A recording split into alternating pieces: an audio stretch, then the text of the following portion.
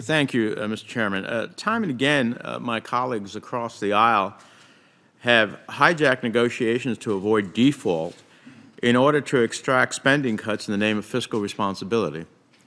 It seems a little hypocritical to me for congressional Republicans to threaten default and call for spending cuts on the back of working families when they depleted the revenue side of the ledger over the last 5 years. Dr. Sarin, how much did the 2017 Republican tax law add to the federal deficit over 10 years? Over 10 years, several trillions, around $3 trillion. So that's pretty significant. Now, I'm proud to have voted for the Inflation Reduction Act, which actually cuts deficit spending, while supercharging investments in renewable energy.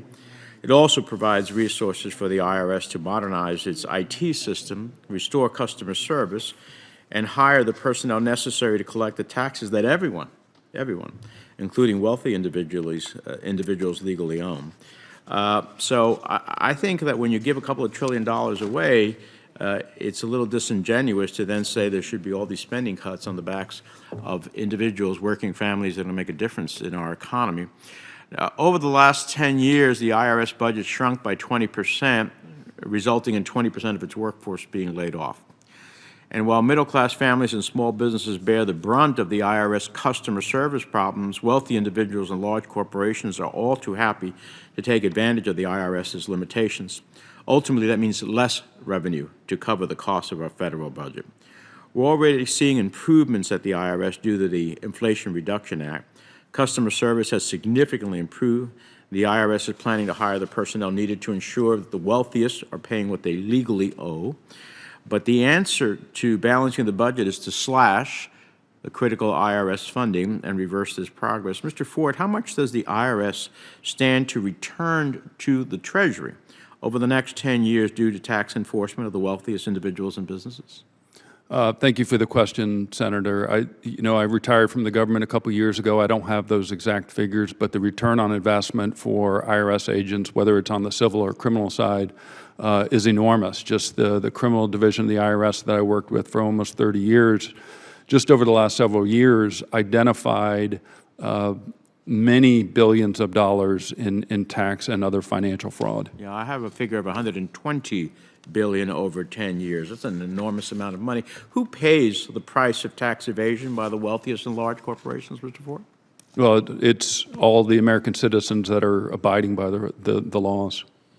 Now, Dr. Sarin, I've led over 8 letters to the IRS about a range of customer service issues. I mean, at the essence, U.S. taxpayers should expect that you will answer the phone, you will answer the mail, you will process returns, at a minimum.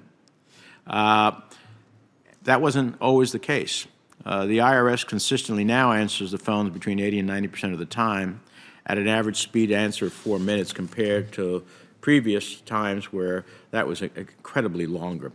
What would it mean, Dr. Sarin, for taxpayer customer service if my colleagues had their way in rescinding the IRS IRA funding?